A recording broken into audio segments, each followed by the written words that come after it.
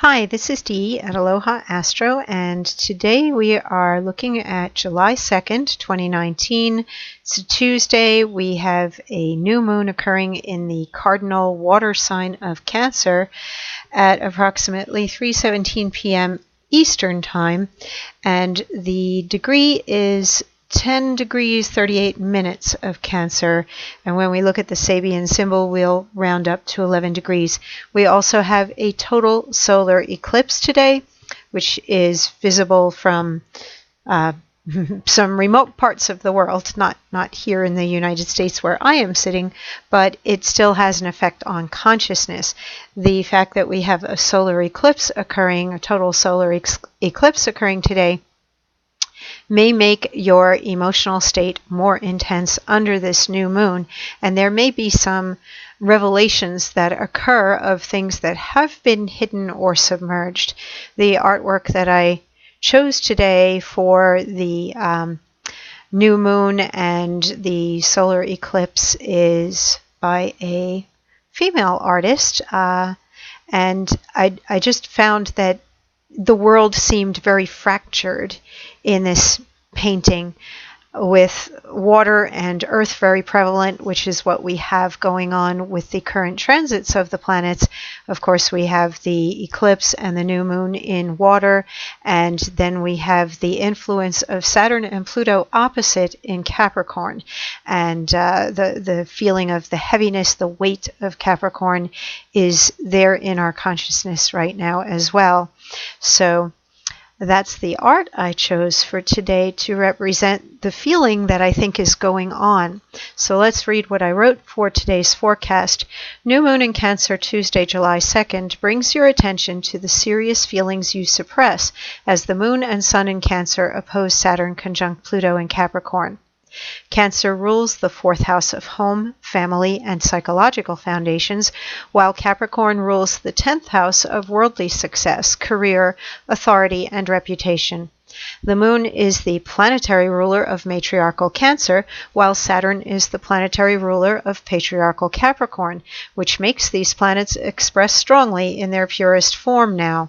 Finding the balance between soft and hard, nurturing and controlling, sensitive and stoic, is the work of the new moon in whatever houses you have Cancer and Capricorn in your natal chart. A total solar eclipse also takes place, which turns the dial up higher on the already intense new moon energy. The eclipse reveals fears concerning security and discomfort around limitations. If you have been casting, blaming, or living in denial, it will call you out on that. Avoid the stress headache the Sun and Moon square to Chiron in Aries can trigger by using your voice. With Mercury conjunct Mars in Leo, square to Uranus in Taurus, and trine to Chiron in Aries, bold speech and action breaks stubborn complacency and feels better than doing or saying nothing, even if tempers flare and tears flow. Drama Llama is totem animal for the day. The process of change begun today is messy and far from complete, but it initiates growth. A tilled and seeded field doesn't look anything like it will at the harvest. So let's take a look at what Planet Watcher is showing us with the current transits in the overall chart pattern. You can see that we have a little bit of everything in terms of the qualities of signs. We have cardinal energy with Capricorn and Aries, and Cancer. We have fixed energy with Taurus and with Leo, and we have mutable energy with Sagittarius and Pisces. So we do have a potpourri, a smorgasbord of just about everything. We are no longer feeling that mutable T-square that's been going on now that things are finally past the mid-range of Gemini, and Mercury, Sun, Venus have passed that midpoint of Gemini and deconstructed, torn down the T-square that has been plaguing everybody for the last few weeks, where we may have felt basically like life was going in fits and starts. One minute we like one thing, then we like something else or somebody else, or we don't know what we really want to do, or we go from feelings of elation and happiness and life is wonderful and beautiful to oh wow, this really is horrible, I'm not happy, and the mood swings, basically swings in thoughts and moods, and not really being sure of where you stand or what you really want, and maybe drifting, maybe procrastinating, not getting things going. That's over. We still have a square here between Jupiter and Neptune because they're slower moving. Jupiter is currently retrograde as well, and it will be until, I believe, August 12th. So there can be a little bit of doubt and hesitation still in terms of, am I doing the right thing when it comes to growth? But it's a whole lot better than what we had going on with the T-square when Mercury was involved, particularly, and the Sun. Now the Sun is in a cardinal sign and definitely settling in and setting the tone with this new moon for the cardinal energy of the 2 weeks ahead, to take a look at what are you growing, what are you nurturing, planting, feeding.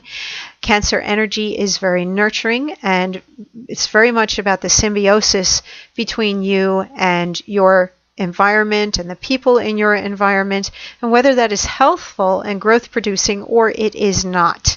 And there can be a revelation into your own patterns as well because of the fourth house involvement. And it doesn't matter what house Cancer planets are sitting in for you right now, you may still have some unveiling or revelation of your instinctual patterns, the things that you might have picked up from your home and family life when you were younger, and you might become aware of the ones that actually are drowning you in some way or limiting you and not producing anything that is growth oriented. Or are you projecting that out onto people around you in your environment, your home, your workplace, and holding them back in some way and giving people faulty programming?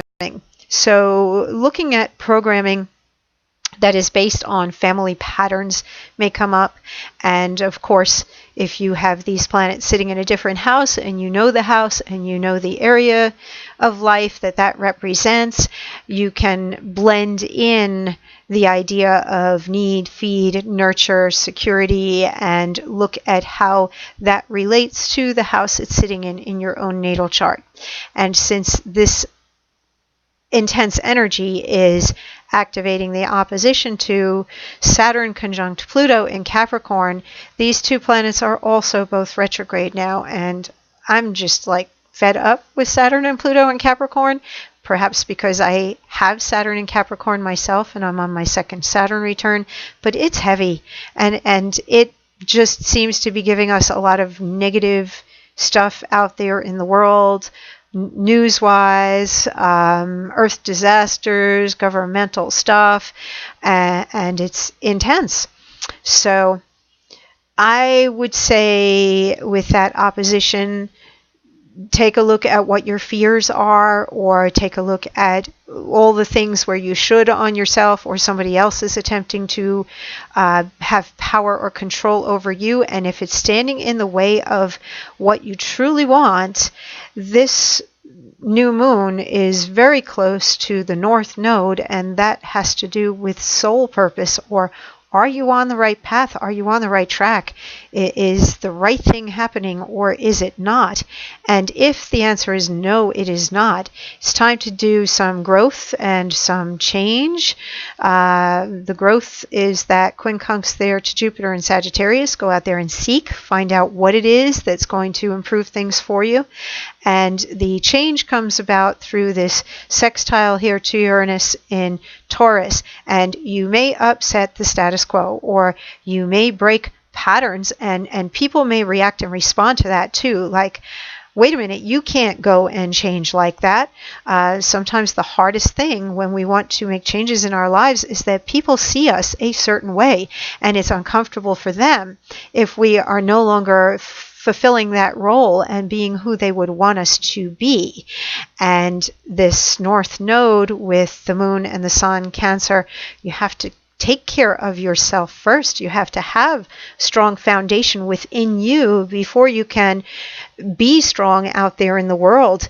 Otherwise, you're just faking it, and you're going to be expecting that the monsters are going to get you somehow, that you're going to fail, that you won't succeed. So it is very important to look at what is true for you and then not be afraid to speak. We do have Mercury and Mars in courageous Leo, and it's fixed fire energy. It can be that stubborn fixed energy of, this is it, this is what I have to do. I have to, put on my superhero cape right now and think I'm all that, and go out there and make that change and do what I need to do and tell people how it's going to be.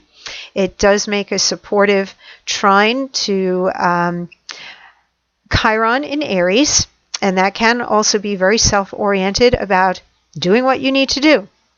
And here it would be about proclaiming it is the first step to making your life better, beginning to communicate. And yeah, some people are going to be unhappy, and maybe you will fumble a bit or even feel like it's very uncomfortable for you to be vocalizing, but it's a necessary part of beginning something. And even if right now you're simply being very dramatic and acting out and expressing stuff and just letting stuff come up, even if you don't have the clear plan in place yet, but you need to say what you're feeling, there's room for growth and change in the future. And the main thing is self-expression. Get it out and begin the process of change. And if other people get agitated around you, oh well, should you live your life in conforming to everybody else around you?